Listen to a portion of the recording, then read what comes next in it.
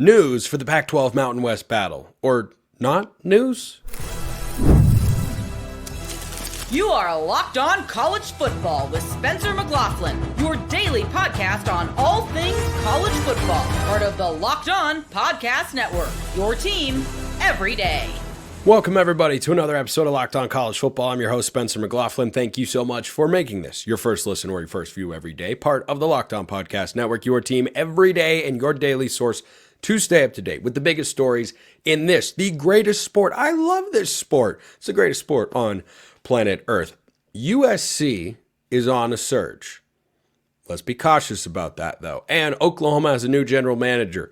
Will that help them compete in the SEC? That's all coming up on today's show. But first, news or not so news, depending on who you ask. So Ross Dellinger, who is probably the best individual follow. Dennis Dodd is good as well. But if you want to stay up to date with realignment news, well, you can just listen to or watch this show, as many of you are doing right now, and I appreciate that. Or you follow Ross Dellinger on Twitter, or maybe you do both. So, an interesting nugget that he tweeted out early yesterday. So, there's a mediation that is going to take place, or kind of is taking place, between the Pac-12 and the Mountain West over these exit fees. And if you're a proponent of UNLV getting into the Pac-12, I think this could be really good news for that particular train of thought. I will explain why. News, not news, depends on who you ask. So, what's happening here is there are these exit fees that the Pac-12 has to pay to the Mountain West because they had a scheduling arrangement, there's a poaching penalty,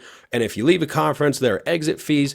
The exit fees are expensive, and that makes it harder for the Pac-12 to go after multiple further Mountain West schools. Remember, they're already getting several, right? They're getting Boise State, Fresno State, San Diego State, Colorado State, and Utah State. They're all on their way already, but the Pac-12 is still looking for that eighth member. And the mediation that's taking place appears to me to be the Mountain West realizing they don't have a super strong position here legally, and they're trying to just get something out of it. So, the statement that Ross Dellinger tweeted out yesterday from the Mountain West goes like this, quote, "As referenced in a recent court filing, the Mountain West Conference has agreed to explore the potential for a global resolution of the issues raised in lawsuits brought against the conference by the schools that I just mentioned, as well as the Pac-12 Conference. The goal is to resolve the parties' disputes through terms mutually agreed to by the parties.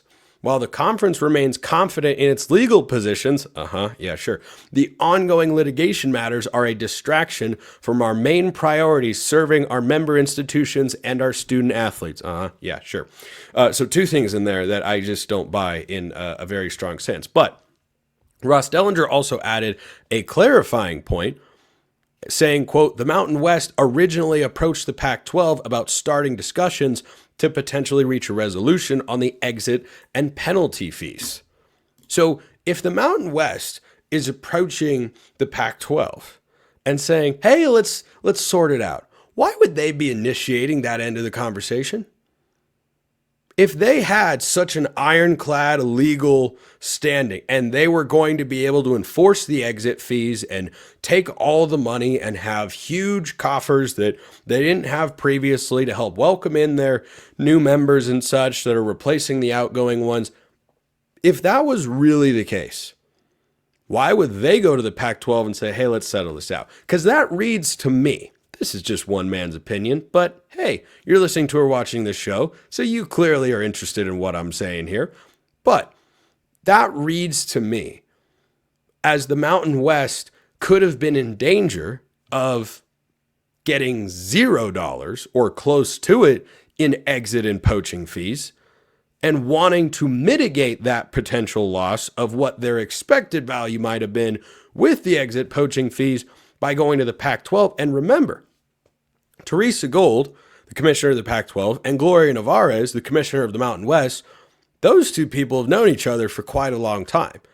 So I wonder if there isn't kind of a Mountain West hope that good faith can be extended because, hey, these are difficult times and whatnot. Can you throw us a little bit of a bump? That's the way that it reads to me. Now, JY over at the Big Mountain Podcast on YouTube was, kind of dousing the flames of all this stuff. And it's not necessarily the biggest revelation or brand new information, but he was saying on Twitter, well, there's nothing new here or anything. But that particular detail really stood out to me.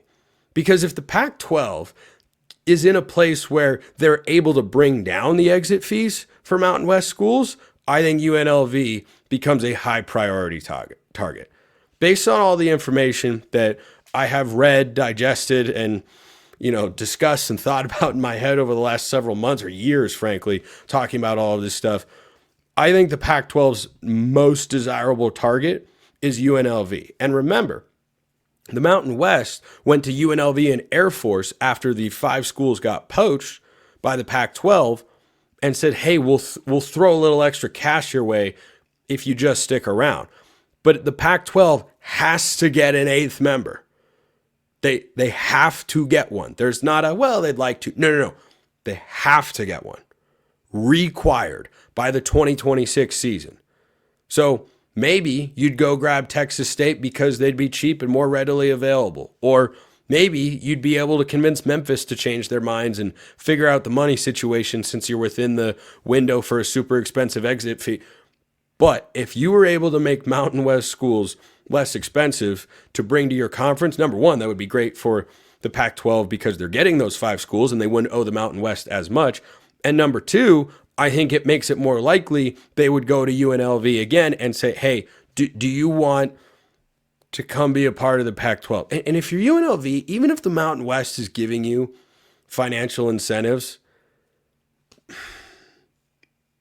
I'd struggle to turn down an offer to the Pac-12. If I were UNLV, if I were in the administration, president, athletic director, whoever, president's vote on realignment, as we all know, please put that on my gravestone one day whenever I die.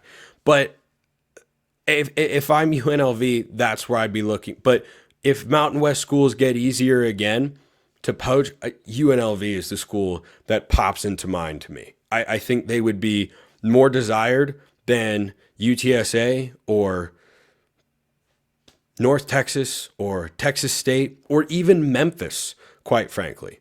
Because from a competitive standpoint, yeah, Memphis would be the top option. But from a logistical and just feasibility standpoint, UNLV is perfect.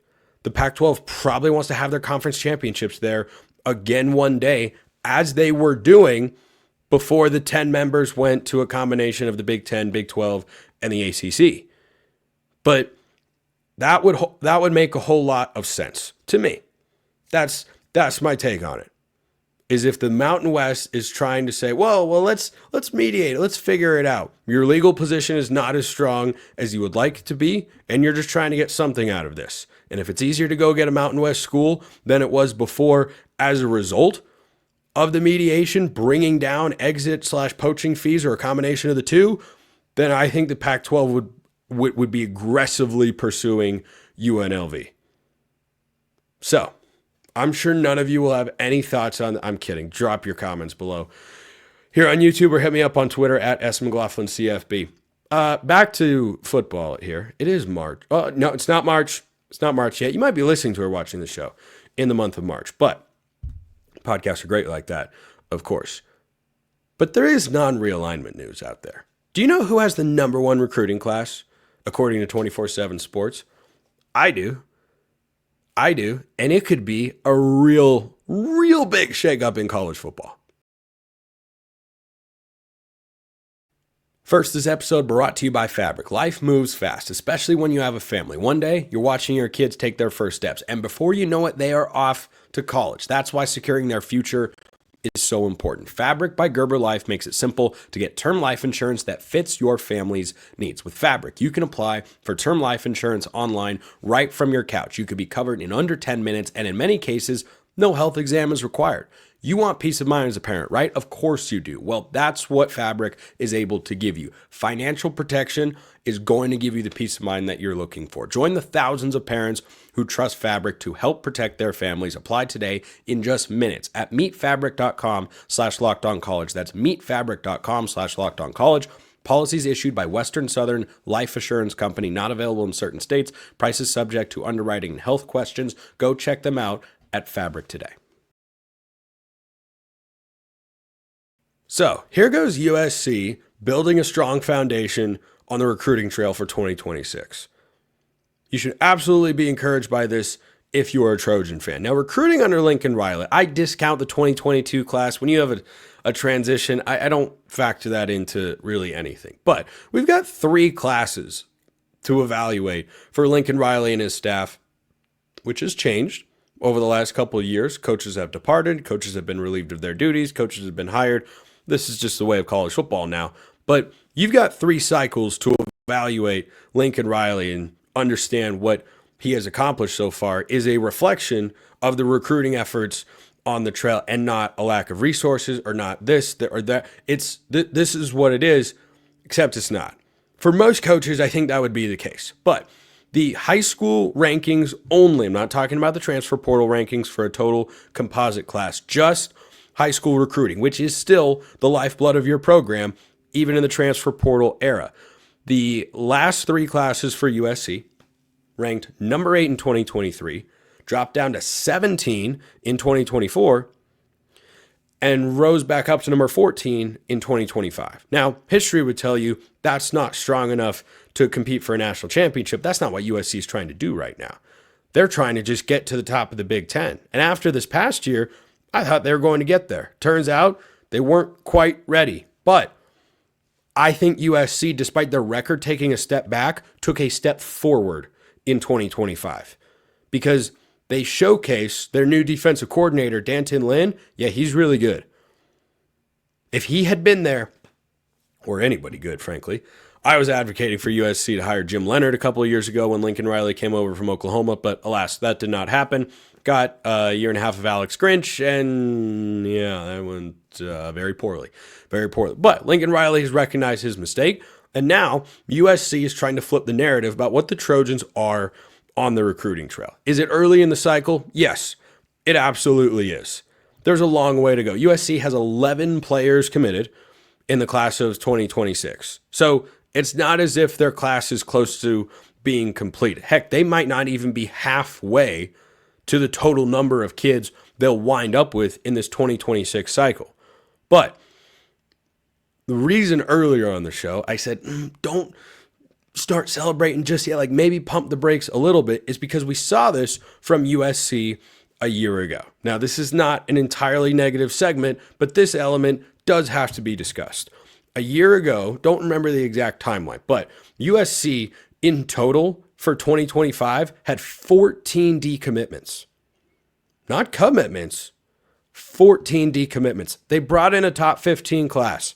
That's good. That's not what USC is fully capable of.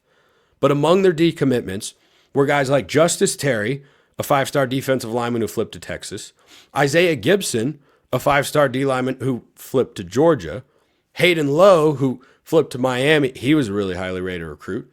And Jerome Miles, who flipped to Texas A&M. If any one of those guys had stayed committed to the Trojans, which they were all at one point verbally committed to, then USC might have been able to pull in a top 10 class for 2025. And you'd be looking at it differently. But USC has flashed the potential, but they haven't been able to yet finish the deal in 2 ways. Number one, the decommitments that I just mentioned. So they've got this strong foundation in the class of 2026. They're building a dinner plate. And you've got 3 components typically to a nice dinner plate. You've got your meat, you've got your starch as a side dish, and you've got your vegetables. And they're trying to put together a whole meal. So let's factor in the beverages and the dessert and the appetizer as well. So the appetizer, they've got people hooked, right? They've drawn them in. They've got a night. I'm a big soup guy for an appetizer. They've crushed the soup. The soup has been delivered perfectly. Great temperature, depth of flavor, spices. It's all there, right? The drink's really good. But now you're starting to build the actual plate. And so far, what you have is the right ingredients, but you're still making that meal because it's not a finished product yet. As you saw last year, these things can change because Their top-rated recruit is a linebacker out of the state of Georgia, at least according to 24/7. You think Kirby Smart's going to stop recruiting him? It's not even March yet. Of course he isn't. Of course he isn't. So right now, USC is off to an incredibly strong start, but they need to retain that. So that's the first element. Then the second element for USC and building the sort of roster they're actually capable of, they've got to keep their kids on campus in the long run. Their 2023 cycle was the number 8 class in the country. Their top 5 players, of their top 5 players, 3 of them, the top 3 as a matter of fact, per 24/7's rankings, are no longer members of the program. You had Zachariah Branch, he's at Georgia now. Deuce Robinson, he's at Florida State now. Malachi Nelson is at UTEP, crazily enough, former 5-star quarterback recruit. And we'll see how he does with the minors. I did not see that one coming. But alas, here we are. He lost the job at Boise State, going down another level to UTEP. And hey, maybe it'll work out. Scotty Walden's a pretty good coach. So Mekhi Lemon and Braylon Shelby are the 2 recruits out of the top 5 that 24/7 had ranked that are still on the roster. And Mekhi Lemon's really good. I mean, a darn good football player. Number 1 receiver. He is like Drake London, but faster. That's what I see when I watch him. He's a stud. But a lot of highly rated players over the years have transferred out. So those are the 2 aspects of USC's talent acquisition that just simply have to get better. Since 2018, they have only pulled in since 2018, they have not pulled in a top 5 class. At the University of Southern California, this isn't how this is supposed to be. But if they are able to maintain a top 5 level, there's no reason they can't sustain it. Yes, Oregon is a really good place for recruits to go. They just won the Big Ten. They've got plenty of resources. They're flashy. Lanning's a great coach. They just flipped a quarterback from Oregon. Now, that's because Oregon, in part, is going to go after Jared Curtis, the number 1 quarterback in the 26 cycle. But Jonas Williams flipped from Oregon to USC. And this past cycle, Jakeem Stewart, that's a defensive lineman. Dan Lanning's a defensive guy.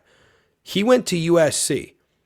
Don't overlook the importance of recruiting victories like that, because Oregon is the premier recruiting power out west. The rankings reflect that, and I think everybody just kind of knows it. They don't have to be forever if you are USC. So watch and see how they're able to retain the talent. But they are taking a tangible step forward, which is, hey, let's get the high-end talent kids interested in USC. Let's get a couple to commit, and let's build and build and build. And remember, this is the first full recruiting cycle for Danton Lynn at defensive coordinator. And according to 24/7, by the way, Doug Belk, their defensive back coach, is the number 2 recruiter in the country. The potential's there. The amount of talent in Los Angeles is ridiculous. And the brand of USC, it's not what it was, but it's not dead. It's not dormant. It doesn't need to have a Deion Sanders level jump start with a defibrillator to get you going again. No, it just needs to have the right cooks in the kitchen. And right now it looks like they do. But I'm very interested to see if they can flip the script from last year. Because when they had Justice Terry and Isaiah Gibson committed, going, whoa, this is Brent. Oh, those guys went to the SEC? Oh, okay. Well, you're in the Big Ten. So conference pedigree, don't have an excuse there. NIL, USC should have plenty. Maybe it just comes down to relationships. Maybe, just maybe it can come down. Or maybe it's a different factor, like one of the ones I listed. Every kid is different. But this surge from USC, it is early in the cycle, but this is a strong foundation, and I'm more than a little interested to see how they can capitalize on it, how they finish out this class, and whether that turns into a long-run recruiting success where it's more head-to-head with Oregon for who's the best recruiting team out west. Because the Ducks came in and they've just been taking players right out of their backyard for many years now. There's no reason USC can't flip that back. You might need on-field results at some point, but alas. Let me know your thoughts in the comments below or hit me up on Twitter. Speaking of talent acquisition, Oklahoma's got a new GM. Does that change anything for him in the SEC? What does a GM even do? That's next. First, this episode brought to you by Prize Picks. March basketball is here, and there's no better way to get in on the action than with Prize Picks, the best place for daily fantasy sports. With Prize Picks, you pick more or less on at least 2-player projections, and if you're right, you can win up to 1,000 times your cash. 1,000 times your cash. It's fast, easy, and keeps every game exciting. So if you look at the NBA slate and say, oh man, Jason Tatum's popping off, or boy, I don't know about Steph Curry tonight, you pick more or less depending on how you're feeling, and then boom, you can get fast payouts. When you win, the money hits your account in as little as 15 minutes. 15 minutes, no waiting around. Download the Prize Picks app today. Use code LOCKEDONCollege to get $50 instantly after you play your first $5 lineup. That's code LOCKEDONCollege for $50 instantly after you play your first $5 lineup. Prize Picks, run your game. Oklahoma has a new general manager. Yes, that's a college sports sentence now. Jay Smith of Locked On Sooners is joining me here.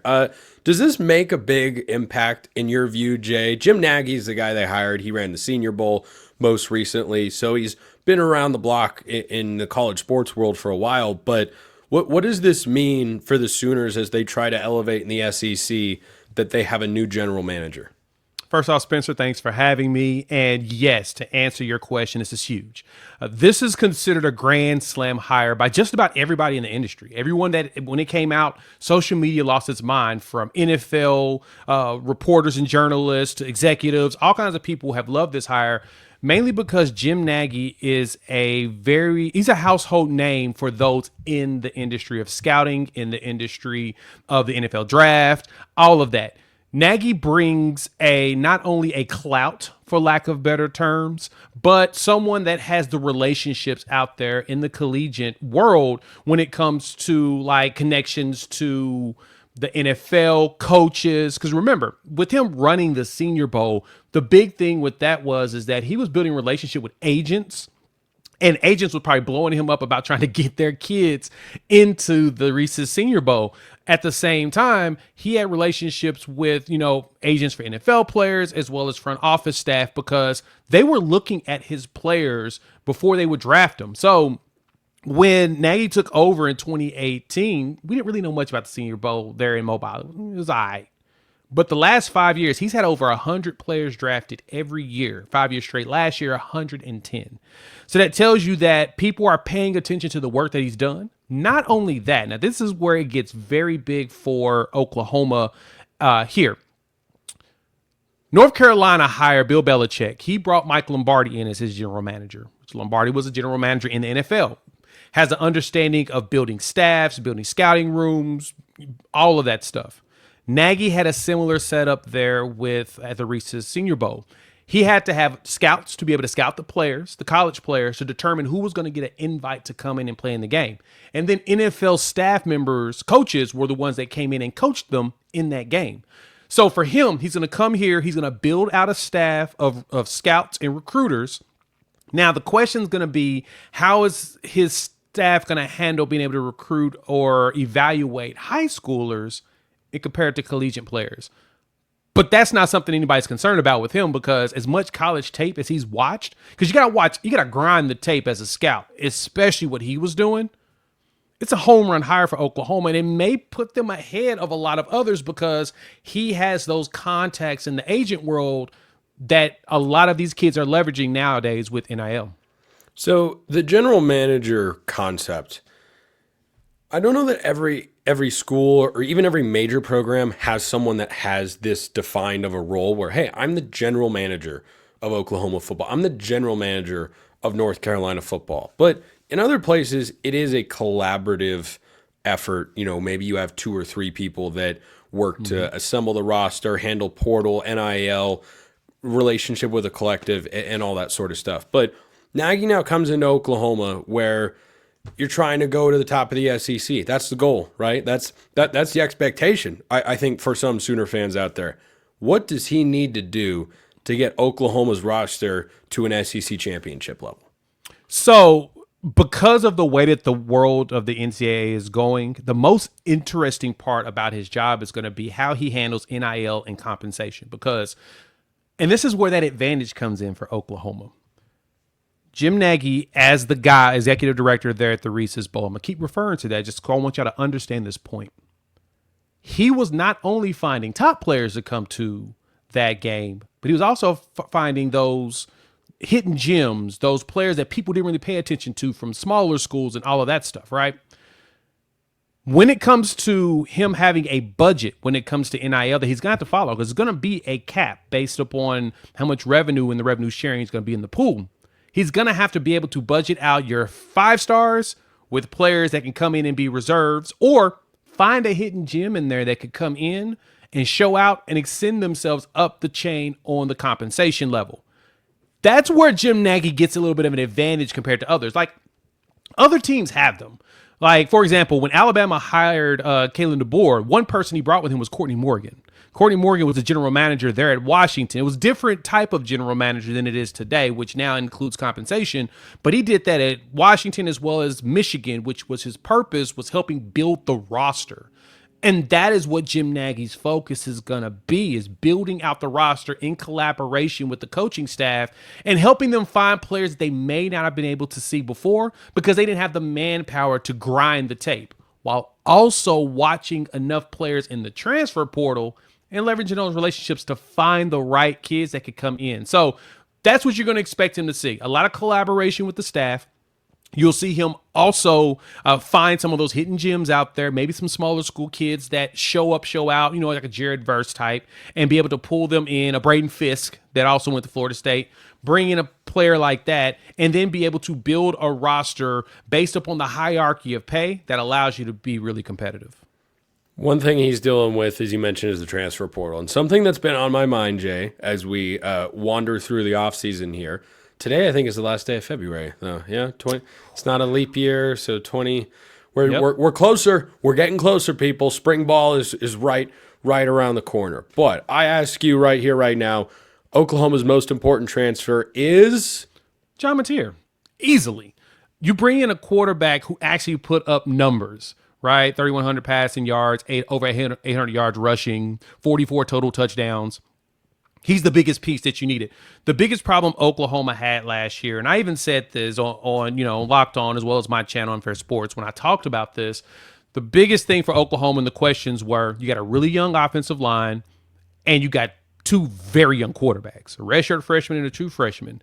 The hopeful saving grace for him was supposed to be the skills guys, your running back room as well as your wide receivers. Well, on top of young wide receivers being hurt, and then you lose 6 wide receivers, all of the receivers. All of the receivers. It's kind of hard for a young quarterback to try to figure it out by himself. Like, literally, he's by himself.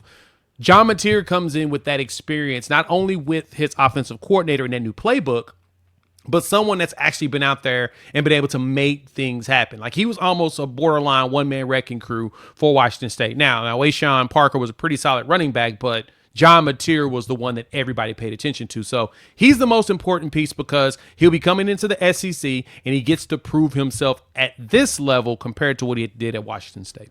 Is there another newcomer for this Oklahoma team that you look at and say, boy, he has to have a big year or else Mateer can't shine or the team won't be as good as we'd like them to be? Non-quarterback, obviously, who would you go to?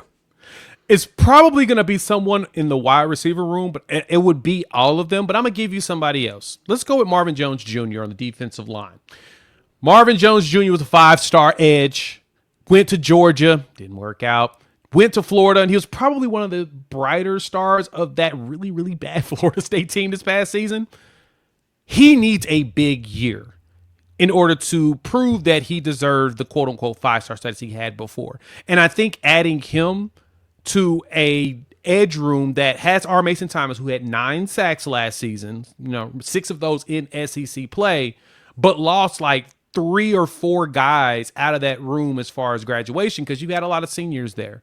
Marvin Jones Jr. is going to be very critical in holding up one side of that defensive line with R. Mason Thomas, especially as the young guys right behind him, a Daniel Koye or a PJ Adebaware, get themselves and get their bearings to where they're ready to ascend as top potential playmakers for the team. So I think Marvin Jones Jr. on the defensive side, so I'll give you one on both sides. I think Marvin Jones Jr. is going to be critical in what Oklahoma is going to do this year. Is that Marvin Jones Jr. as in the son of Marvin Jones, the NFL player, or am I just crisscrossing wires and names here?